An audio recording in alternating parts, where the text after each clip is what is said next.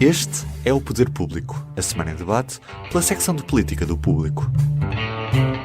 São José Almeida, Liliana Borges, Sónia Sapage, viva! Hoje vai ouvir apenas 3 vozes femininas no Poder Público, mas vamos fazer os possíveis para que não se note que estamos com uma pessoa a menos, por motivos relacionados com férias do pessoal. Aliás, aproveito para deixar um aviso à navegação. Nós vamos interromper este podcast, como sempre, entre meados de julho e meados de setembro, mais coisa menos coisa. Pode haver uns ajustes, tendo em conta o calendário político e, sobretudo, parlamentar. De resto, estaremos sempre por cá para comentar a semana e eu devo dizer que os temas que anteontem tinha na cabeça para falarmos aqui foram dando voltas e voltas. Desde logo porque soubemos que o filho do Presidente é afinal arguido no caso da Cunha para o tratamento das gêmeas do Brasil. Depois porque o líder do Governo Regional da Madeira decidiu retirar o programa do Governo de votação. A seguir, porque exatamente na semana em que se intensificou a discussão sobre o futuro de António Costa no Conselho Europeu, surgiram umas escutas de proveniência desconhecida. E, finalmente, porque a grande aliança entre PS e PST para fazer eleger Pais Antunes para o Conselho Económico e Social, afinal, não funcionou. São José, queres começar tu pelo fim, pelo caso de Pais Antunes, que ficou a um voto de ser eleito para suceder a Francisco Assis? Eram precisos 149 votos, atendendo a que não estavam todos os deputados presentes, e o candidato só teve 148. PS e PST têm juntos mais de 150, portanto falhou alguma coisa aqui. O que eu te pergunto é o que é que achas que falhou, e este consenso parecia impossível de atingir? PS e o PSD somam 156, com o CDS 158, ele teve menos 10. Não foi eleito por um voto numa votação a que faltaram 7 deputados. Portanto, isto pode ser qualquer motivo. Se os deputados do PS e PSD tivessem estado todos e o CDS tivesse também participado no acordo, ele teria mais 10 votos do que teve. Perdeu por um. Pode ter sido, sei lá, até alguém do PSD que não gosta dele. Pode ser, perfeitamente.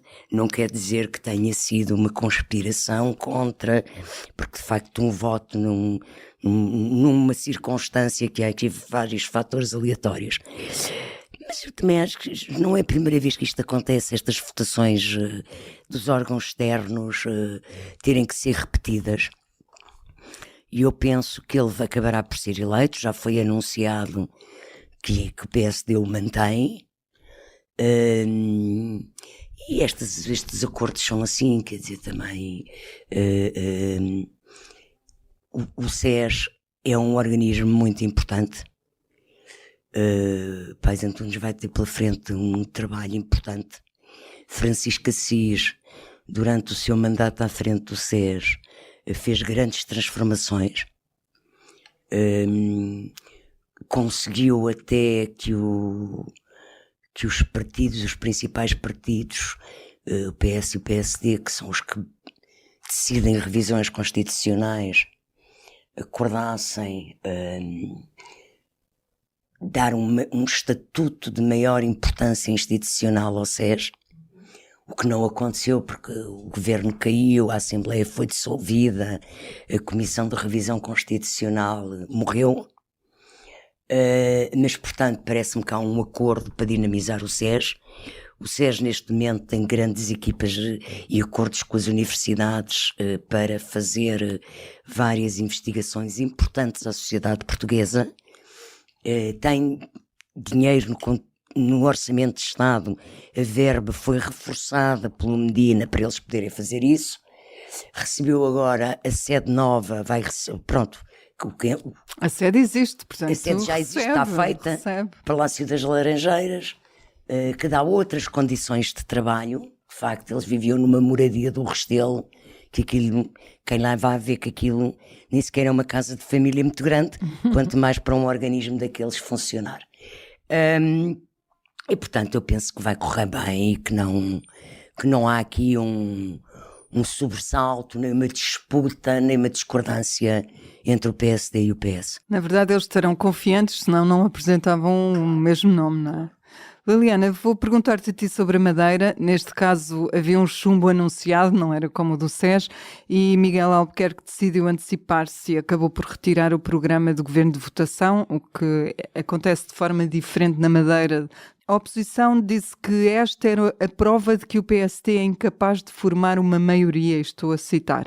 O que é que podia ter sido feito para evitar esta situação e que lição Miguel Albuquerque deve tirar daqui, no fundo? Eu acho que a primeira lição ou reflexão, se assim quisermos, é que o fim do bipartidarismo chegou não só à Madeira, mas também, como já tínhamos visto nas eleições de 10 de março a nível nacional, e portanto isso coloca aqui uma data de dificuldades que até agora não tínhamos.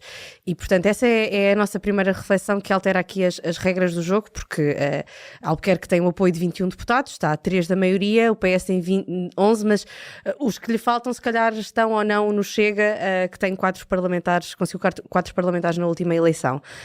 Eu acho que depois também aquilo que resulta da tentativa de Miguel Albuquerque incluir no seu programa de governo medidas de vários partidos, tal como Montenegro tinha feito no seu governo, não resultou tão bem. Mas depois aqui há outra questão, que é Miguel Albuquerque, embora tenha vencido as eleições, e são umas eleições que são muito personalizadas no líder do partido, as pessoas sabem perfeitamente em quem é que estão a votar, a verdade é que a figura de Miguel Albuquerque também está um pouco, creio eu, fragilizada, e acho que ele deve fazer um caminho de reflexão sobre se continua a fazer sentido manter-se na liderança do PSD Madeira, e se isso não está a fragilizar, porque me parece que, não sei se no tempo que ele terá para reajustar a sua estratégia, se irá convencer alguém a aprovar o seu orçamento. Portanto, não vejo um caminho mais difícil para Miguel Albuquerque do que vejo para Montenegro, apesar de tudo, para outubro. Eu, neste tema dos chumbos e também da falta de consensos viáveis, que parece ser o caso da Madeira, queria só introduzir uma ideia que Marcelo Rebelo de Sousa proferiu esta semana no encontro de legisladores e investidores organizado pela FLAD, e foi uma coisa que eu registrei, que ele usou uma frase para vender a imagem do país, no fundo, atendendo à plateia em que estava, e disse que Portugal tem grande estabilidade em termos de incerteza. Eu gostava muito de concordar com o Presidente e acho que o país está muito cansado de eleições, de facto, não tenho dúvidas disso, mas ainda não consegui convencer-me de que a questão da instabilidade está ultrapassada. Nós já temos falado aqui sobre isso, achamos que Montenegro ganhou tempo com algumas decisões que tomou e algumas demonstrações de trabalho que fez, mas eu ainda não estou totalmente convencida. Houve sinais ténues, a convergência em matéria europeia e no que diz respeito à candidatura de António Costa foi um deles. Este pacote de anticorrupção que foi hoje apresentado também dá sinais disso, porque aparentemente tem muitas propostas, ou tem algumas propostas de outros partidos, portanto parece de algum modo ter ido ao contrário daquilo que nós temos dito tanto aqui, que é diálogo e consenso. Mas tenho de dizer que, na minha opinião, o PS e o PSD ainda não atingiram o estado de maturidade em termos de algo que podia permitir ao país respirar mais alguns anos antes de eleições. E por isso mesmo aguardo também com expectativa todo o processo de negociação orçamental para perceber o que é que se vai passar.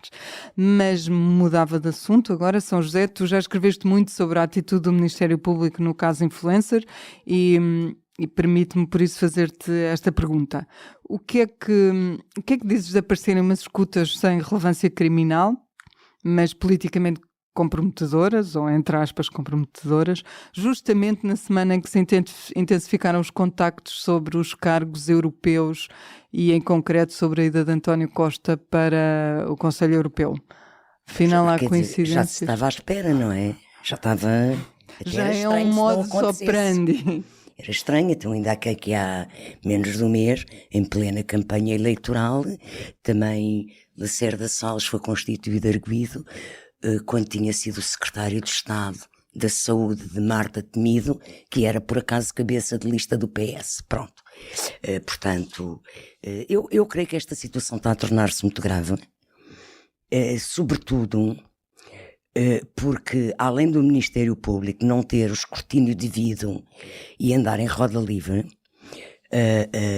prosseguindo ou pressionando a política de uma forma que só alimenta o populismo e só alimenta a Ventura.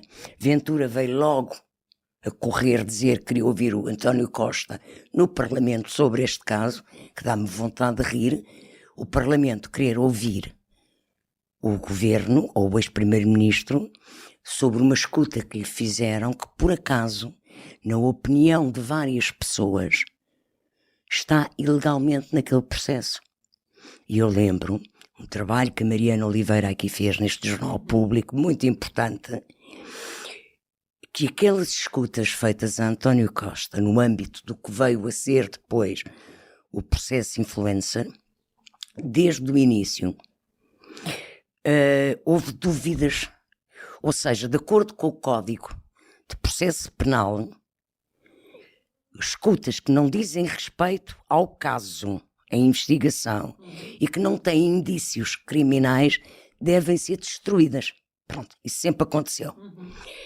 Desta vez o Ministério Público recorreu dessa decisão de um juiz, recorreu para o Supremo Tribunal de Justiça, e houve um senhor juiz conselheiro chamado Nuno Gonçalves que fez um acórdão em que diz que, apesar de não serem relevantes e não terem a ver com o caso e não terem provas criminais, não serem prova de crime, que era melhor manter as escutas no processo, porque quem sabe se no futuro não podem vir a ser prova de qualquer crime. Portanto, isto é uma coisa que, de facto, vamos manter em suspenso todas as conversas dos cidadãos e dos políticos e de qualquer pessoa, porque um dia podemos usar contra eles. Pronto. A Maria de Lourdes Rodrigues já disse ao público que isto era próprio de um Estado não democrático, de uma polícia política. Rui Rio disse mesmo que nem a PIDE fazia isto. E de facto, parece que há aqui uns senhores procuradores, uns investigadores do Ministério Público, que têm um propósito político de destruir a democracia portuguesa e a justiça portuguesa. A credibilidade do próprio Ministério Público, neste momento, está pelas ruas da amargura. Porque isto começa a ser demais, não é? Começa a ser mais do mesmo, quando António Costa, ou seja, na noite em que formalmente a candidatura de António Costa está a ser decidida, a nomeação dele, como a escolha dele, para presidente do Conselho Europeu, que há um jantar em Bruxelas entre os chefes de governo dos Estados-membros da União Europeia. Nessa noite, há uma fuga de informação sobre uma conversa entre António Costa e o seu ministro João Galamba sobre a diretora executiva da administração da TAP e que tinha que ser despedida e não sei o que é que isto tem a ver com o caso em causa. Nada. Portanto, é uma coisa obsessiva que começa... Olha, isto se não fosse trágico, dava para os programas do Ricardo Araújo Pereira. E dá, de certeza que dá, porque ele costuma usar todo o material que pode. Não, começa a sério. O que é que aquela gente quer? E eu achei graça foi tu dizeres que já é o que nós esperamos, não é? Já estranhamos se não acontece. Já se estranha se não acontece. Cada tiro, cada melro. Cada vez que há uma coisa decisiva, então com António Costa e com o PS, isto começa a ser um bocadinho demais. Não é só com António Costa, isto também acontece com o PSD. Sim, aconteceu com o Rui Rio também, não a este nível, mas a outros níveis. Eu nesta semana, por acaso, tenho ouvido muitas opiniões sobre esta matéria e não são todas nesse sentido, e sei bem que há quem aceite que este tipo de escutas seja validada, seja divulgada, porque além do mais, além da validação, depois há a intenção de as divulgar, não é?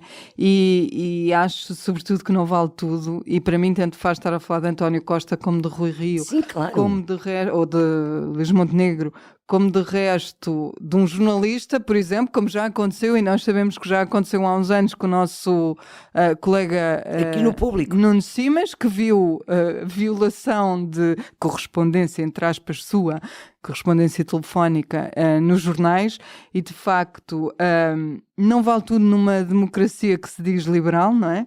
E eu acho que nós próprios como jornalistas também temos de ser convocados para este assunto, porque eu não é? digo-te uma coisa, Sónia, eu defendi sempre e defendo que o jornalista tem que noticiar o que é de interesse público. Uhum.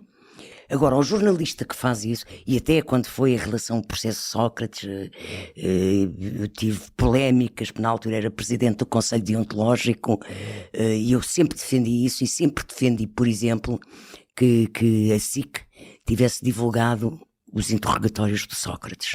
Pronto. Mas Agora, estamos a falar de coisas substancialmente diferentes, não é? Diferentes.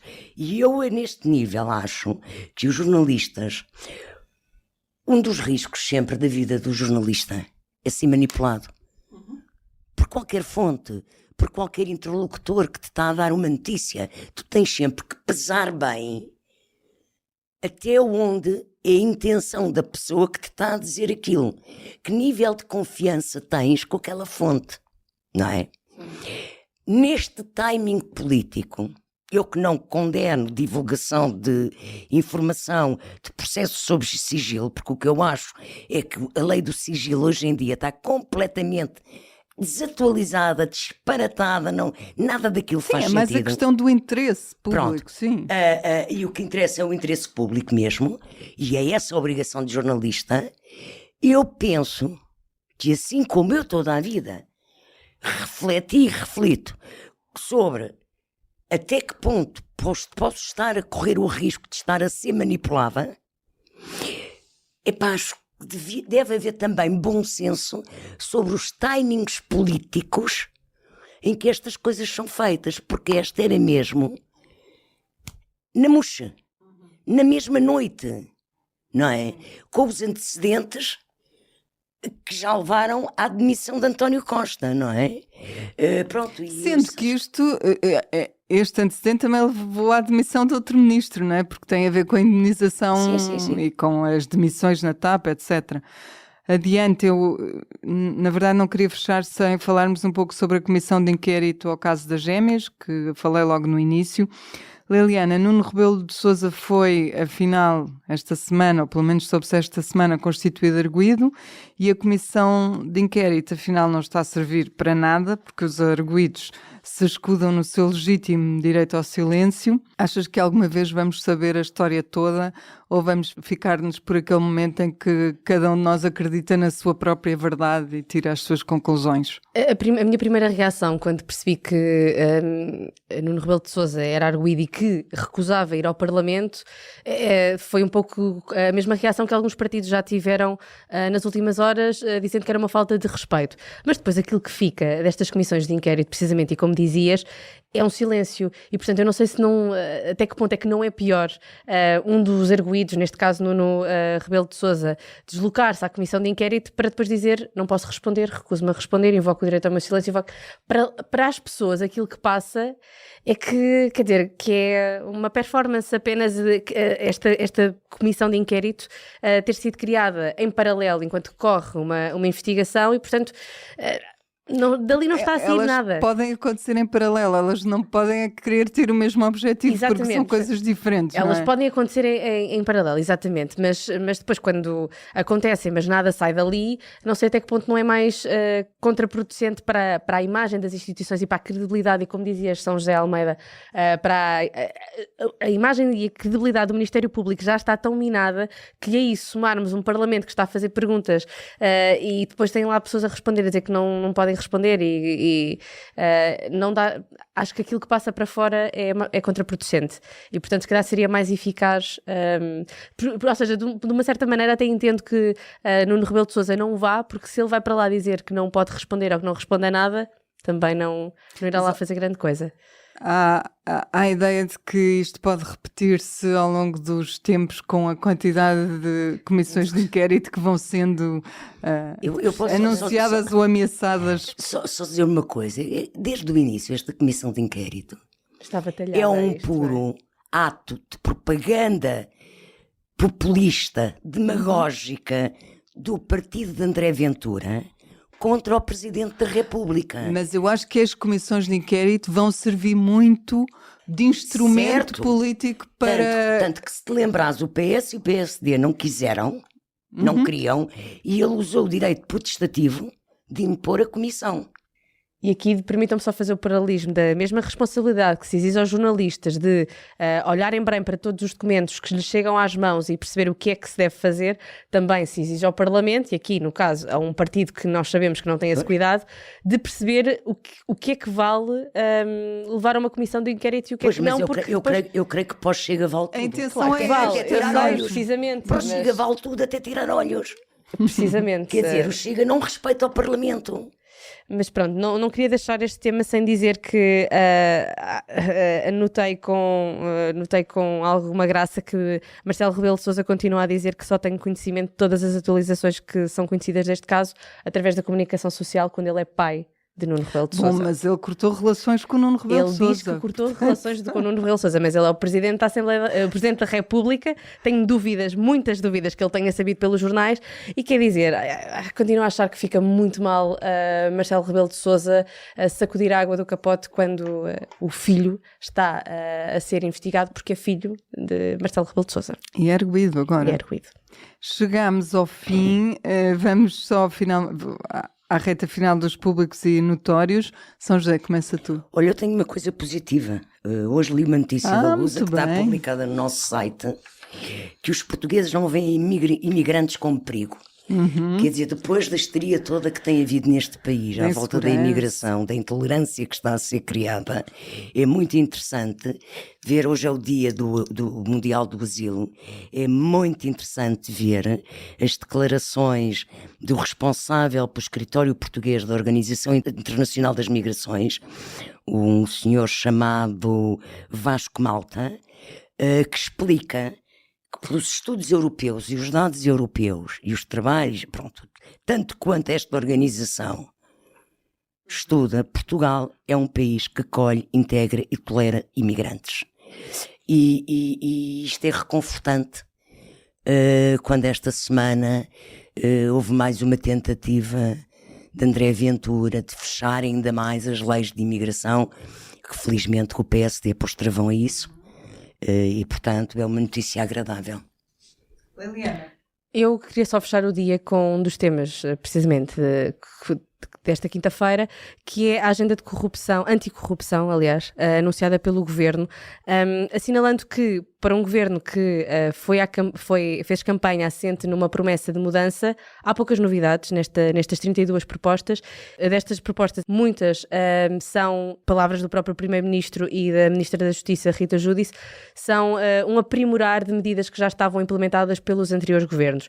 Além disso, fica difícil perceber, no documento que foi apresentado, porque o próprio Governo não teve esse cuidado, fica difícil perceber o que é do Governo e o que é dos partidos. Portanto, acho que é um tiro no pé, mais uma vez, na forma como o Governo faz comunicação, tendo em conta que andou a negociar em 2 rondas com os partidos, mas depois não fica claro sobre que nível de abertura é que teve nestas propostas.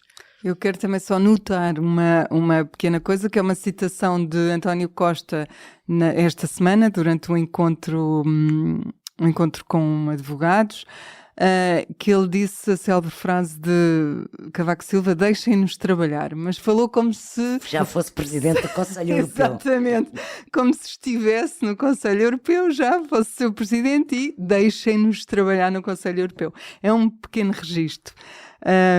E acabamos aqui, foi o seu Poder Público.